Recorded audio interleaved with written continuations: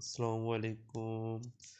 आज हम पढ़ेंगे रिसर्च एंड मेजरमेंट एवोल्यूशन। सवाल नंबर 1 है, instrument used for measuring sample behaviour. एक आला इस्तेमाल होता है रवैये की पैमाइश करने के लिए, वो हमारा टेस्ट है। जब भी हम किसी चीज़ को पैमाइश करते हैं तो पहले हम उसका टेस्ट लेते हैं। Limited to quantitative description of pupil performance. Quantitative जिसके अंदर आपकी क्वांटिटी आ जाएगी किसी भी परफॉर्मेंस की, यानी अगर आपने कोई टेस्ट लिया है, जिस तरह अगर आप स्पोर्ट्स में आपने शॉट पुट जो है वो फेंका है, उस जो आपका टेस्ट है वह गोला वहाँ पर जाकर गिरा है, तो आप उसकी फिर पैमाइश करते हैं और उसकी पैमाइश जो है आप नंबरिंग में देते हैं, तो वो आपकी मेजरमेंट है। Quantitative description of pupil performance. अगर आप किस पेपर लिए, अगर पेपर की बात करें तो उसमें अगर बच्चे की परफॉर्मेंस जो है वो आप नंबरिंग के ज़रिए उसे देंगे, ये आपकी मेजरमेंट होगी। The purpose of evolution is to make. Evolution का मकसद क्या है? जजमेंट करना किसी बच्चे की, बच्चा अच्छा है या पढ़ाई में अच्छा है, लो है। अगर सवाल है the purpose of evolution is to make judgement about educational, यानी इसका मकसद तो है जजमेंट करना, परखना। अबाउट एजुकेशन, एजुकेशन के बारे में किस चीज़ को परखना है? उसकी क्वालिटी, खूबी को। Evolution that monitor learning progress, ये आपका फॉर्मेटिव एवोल्यूशन है। हमेशा एवोल्यूशन में जो आपका लर्निंग प्रोग्रेस है वो फॉर्मेटिव एवोल्यूशन ही होगा। अगला सवाल है, a formal and systematic procedure of getting information. अब ये दोबारा जो है मेजरमेंट की तारीफ आ गई है कि मालूमात हासिल करने का एक मुनज़्ज़म और रस्मी तरीका। A formal and systematic procedure of getting information, यानी मालूमात हासिल करने का एक मुनज़्ज़म और रस्मी तरीक़ाकार, इसको हम मेजरमेंट कहते हैं, पैमाइश कहते हैं। सवाल नंबर 7 है, the process of obtaining numerical value. अददी कदर हासिल करने के अमल को भी हम मेजरमेंट कहते हैं। ऑब्टेनिंग न्यूमेरिकल जिसके अंदर आ जाते हैं तो वो भी आपको क्या हो जाएगी? मेजरमेंट हो जाएगी। और पहले भी मालूमात हासिल करने के एक मुनज़्ज़म और रस्मी तरीक़ाकार भी मेजरमेंट ही है। आगे सम ऑफ क्वेश्चन, क्वेश्चन का जो मजमूआ है वो आपका टेस्ट है। The first step in measurement, measurement में, पैमाइश में पहला कदम क्या होता है कि decision of what to measure, आपने क्या पैमाइश करना है। The purpose of formative evolution, formative evolution का मकसद क्या होता है? Monitor progress of student, student की प्रोग्रेस को आपने मॉनिटर करना होता है, ये फॉर्मेटिव एवोल्यूशन को पर्पज, मकसद होता है। 11वां सवाल है, to assess achievement at the end of instruction. हदायत यानी कामयाबी के इख्तिताम पर आप अंदाज़ा लगाते हैं ये कौन सी आपकी असेसमेंट होगी? ये आपकी सम्मेटिव असेसमेंट होगी, यानी जब आपका रिज़ल्ट आएगा तो उस पर जो आपने अंदाज़ा लगाना है वो आपकी सम्मेटिव असेसमेंट होगी। द लीस्ट इन स्कोप, कम अहमियत जो है वो टेस्ट को दी जाती है। पीपीएससी 2015 में भी सवाल आ चुका है। आगे सवाल नंबर 13 है, परमानेंट डिफ़िकल्टी इन लर्निंग और इन्वेस्टिगेट। जैसे क्या? सीखने मुस्तकिल मुश्किलात की तहकीकात। परमानेंट डिफ़िकल्टी इन लर्निंग यानी सीखने के अमल में जो मुस्तकिल मुश्किलात आती हैं उसकी जो तहकीक होती है वो आपकी डायग्नोस्टिक असेसमेंट होती है। परमानेंट डिफ़िकल्टी, मुस्तकिल जो आपकी डिफ़िकल्टीज़ होती हैं, जो मुश्किलात होती हैं लर्निंग, सीखने में, उसकी जो तहकीकात करते हैं वो डायग्नोस्टिक असेसमेंट कहलाती है। अगला सवाल है, procedure use to determine person ability. शख्स की काबिलियत का तयन करने के लिए जो तरीक़ाकार इस्तेमाल होता है वो मैक्सिमम परफॉर्मेंस टेस्ट है। पर्सन एबिलिटी, पर्सन यानी किसी शख्स की काबिलियत को जांचने के लिए, उसका तयन करने के लिए मैक्सिमम परफॉर्मेंस टेस्ट जो है उसे लेते हैं ताकि उसकी एबिलिटी को जांच सकें, परख सकें। In norm reference test the comparison between, norm reference test में इंडिविजुअल इनफरादी जो है मुआवजा किया जाता है एक दूसरे के साथ। In which question mark will be more reliable, कौन से सवाल जो हैं वो रिलायबल होते हैं, वो आपके मल्टीपल चॉइस क्वेश्चन होते हैं। अगला सवाल है frequently use tool of summative evolution, यानी ज़्यादातर कौन सा पैमाना जो है समेटिव एवोल्यूशन में इस्तेमाल होता है, वो आपका टेस्ट है। और ये सवाल पूछ जा सकता है कि टेस्ट जो है वो फ्रीक्वेंटली किस में यूज़ होता है, वो आपका समेटिव एवोल्यूशन में फ्रीक्वेंटली यूज़ होता है। The summative evolution is, summative evolution क्या है, सर्टिफाइड जजमेंट। अगला सवाल है the difference between maximum and minimum value, फ़र्क किसका कम से कम और ज़्यादा से ज़्यादा इकदार में फ़र्क जो है वो आपका रेंज कहलाता है। The number off score lying in a class interval, class में वक्फा में पड़े स्कोर की तादाद को आप फ्रीक्वेंसीज कहते हैं। A multiple choice question is composing of question refer as, इन कसीरुल इंतखाबी सवाल की तश्कील में जिसका हवाला दिया जाता है उसे हम स्टेम कहते हैं। कसीरुल इंतखाबी सवाल की तश्कील में जिसका हवाला दिया जाता है वो आपकी स्टेम होती है, जो आप ऊपर सुर्खी लिखते हैं। In a norm reference test which item is best,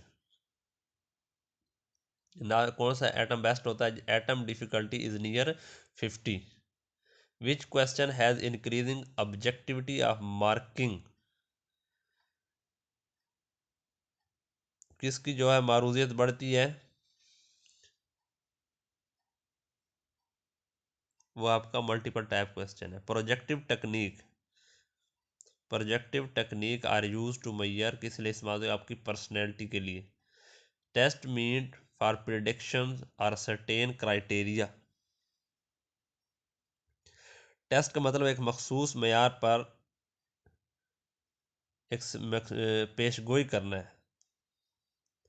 test का मतलब है प्रिडिक्शन, पेशगोई करना, सर्टेन क्राइटेरिया एक मखसूस मैार का, वो आपका एप्टीट्यूड टेस्ट है। वो आपका एप्टीट्यूड जो है, ये एप्टीट्यूड टेस्ट की तारीफ लिखी गई है कि टेस्ट मीट फॉर प्रिडिक्शन, पेशगोई करना, अनसर्टेन क्राइटेरिया मखसूस मैार का। आगे है Kidder Richardson method is use to estimate, Kidder एक मेथड है किसका एस्टिमेट लगाने के लिए होता है, ये reliability. Value that divided the data into two equal part, इकदार जो है दो बराबर हिस्सों में तकसीम की जाती है, वो आपका मीडियन होता है। The test measure what we intend to measure, एक हम टेस्ट को मैयर करते हैं कि हमने क्या पैमाइश करना है, तो वो आपकी वैलिडिटी होगी। The length of a test is important factor in obtaining representative, यानी आपने नुमाइंदा एक टेस्ट लेना है उसको, और उस टेस्ट के बाद एक नुमाइंदा आपने उससे हासिल करना है, तो वो आपका सैम्पल हो जाएगा। The test made to compare performance of student, एक टेस्ट जो लिया जाता है ताकि आप दूसरे स्टूडेंट से उसको कंपेयर कर सकें, मुआवजा कर सकें। तो पहले मैंने आपको बताया था कि वह नॉर्म रेफरेंस टेस्ट है। The summative evaluation is used, कब इस्तेमाल होती है, at the end of the program, जब आपका प्रोग्राम एंड होता है। The ability to select, organise, integrate and evaluate idea, ये आपका एक्सटेंड रिस्पॉन्स क्वेश्चन है। The ability to select, organise, ये आपका कौन सा है, extend response question. The analysis of item is necessary, the analysis of किसी एटम, किसी चीज़ का या किसी एटम का जो एनालिसिस करते हैं उसके लिए क्या ज़रूरी है, स्टैंडर्डाइज टेस्ट, उसका स्टैंडर्डाइज टेस्ट होना ज़रूरी है। The founder of modern intelligent test was, the founder of modern intelligent test का फाउंडर कौन है, Alfred Binet. The formula of determine I Q was presented, अब फार्मूला जो है वो किसने प्रेजेंटेड किया, ये स्टर्न ने किया। ये दोनों में फ़र्क है। Founder of modern intelligent test जो है वो अल्फ्रेड बिनेट ने, और आई क्यू जो फार्मूला है वो स्टर्न ने जो है प्रेजेंट किया। The characteristic of a test, test की खूबी जो है to discriminate between high achiever and low achiever, test की खसूसियात यानी फ़र्क बयान करना है हाई अचीवर में और लो अचीवर में, वो आपकी डिफरेंटिबिलिटी है। If the scoring of the test is not affected by any factor, अगर आपकी जो स्कोरिंग है वो ठीक तरीके नहीं है किसी भी तरीके से, तो वो आपका है ऑब्जेक्टिविटी।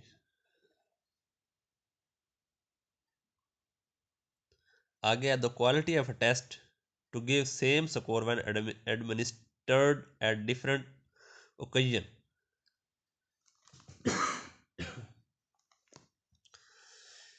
यानी आप जब भी टेस्ट लोगे तो वो उसी तरह सेम ही उसका रिजल्ट आएगा, चाहे आप जितनी मरतबा ले लो, वो आपका रिलायबिलिटी होगा। If the sample of a question in the test is sufficiently large enough, अगर टेस्ट में सवाल का नमूना काफ़ी बड़ा हो, अगर सैंपल में सवाल का नमूना सवाल जो है वो काफ़ी बड़ा हो, तो वो आपकी एडिक्वेंसी कहलाएगी। The quality of test showing ease of time, cost, administrations and interpretation is called, test का मेयार वक्त की लागत में आसानी को जाहिर करता है। The quality of test showing ease of time आसानी को जाहिर करता है, कॉस्ट, महंगाई, एडमिनिस्ट्रेशन ये आपकी यूजेबिलिटी होगी, और ये पीपीएससी 2017 और 18 में भी सवाल आ चुका है।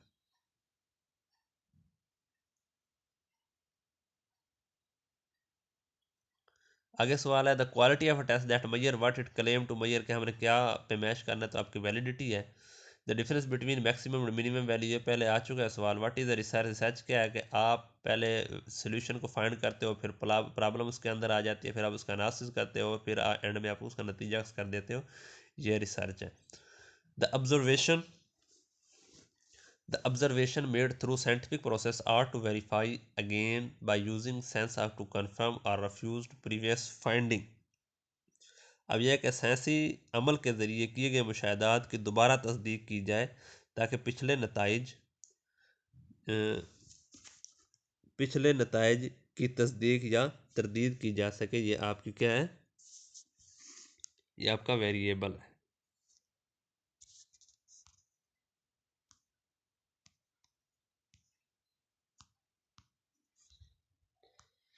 The observation made through scientific process are to be verified again by using sense to confirm or refute previous findings। साइंसी अमल के ज़रिए की गई मुशाहदात की दोबारा तस्दीक की जाए साइंसी अमल के ज़रिए, ताकि पिछले नताइज की तस्दीक या तरदीद की जाए। और research that is to conduct current status, यानी मौजूदा सूरत हाल के बारे में जो बताया था वो आपकी डिस्क्रिप्टिव रिसर्च होगी। क्वेश्चन और इंटरव्यू जो है दो मेजर टूल हैं डिस्क्रिप्टिव रिसर्च के। The research that conduct for the purpose of theory and development, the research that conduct purpose of theory, theory के मकासद के लिए इस्तेमाल होती है, उसके डेवलपमेंट के लिए इस्तेमाल होती है, ये आपकी बेसिक थ्योरी है। Research that is conducting for applying testing theories, कुछ चीज़ आपने उसके ऊपर अप्लाई करनी होती है या टेस्ट करनी होती है, आपकी अप्लाइड रिसर्च में आ जाती है।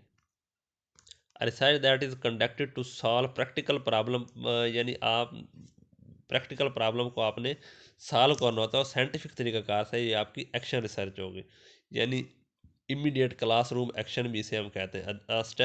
Statistical measure of central tendency that is middle score of the group, जिसमें यानी आपने मेजर करनी है सेंट्रल टेंडेंसी, उसमें जो मिडल स्कोर होगा आपका मीडियन होगा। Statistical measure of central tendency that is most frequently occur score, जिसमें बहुत ज़्यादा स्कोर जो है वो आ जाएंगे, जिसमें 6 के आंसर 2 या 3 बार आ जाएगा, जो आपका मार्ड हो जाएगा। Why we need measure and evolution in physical education, क्यों ज़रूरत पड़ती है मेजरमेंट एवोल्यूशन की? टू मोटिवेट स्टूडेंट, मोटिवेट करने के लिए, इंफॉर्मेशन देने के लिए, और डेटा कलेक्ट करने के लिए। टाइप्स ऑफ एवोल्यूशन, इसकी दो टाइप्स होती हैं। Is test is a tool of data collection, इसका डेटा कलेक्ट टेस्ट के बगैर जो है आपकी मेजरमेंट एवोल्यूशन जो है वो डेटा इकट्ठा नहीं किया जा सकता। अ statistical measure of central tendency that every score of the group, जिसमें एवरी स्कोर आपके ओ स्कोर जो है वो आ जाए, वो आपका मीन होता है।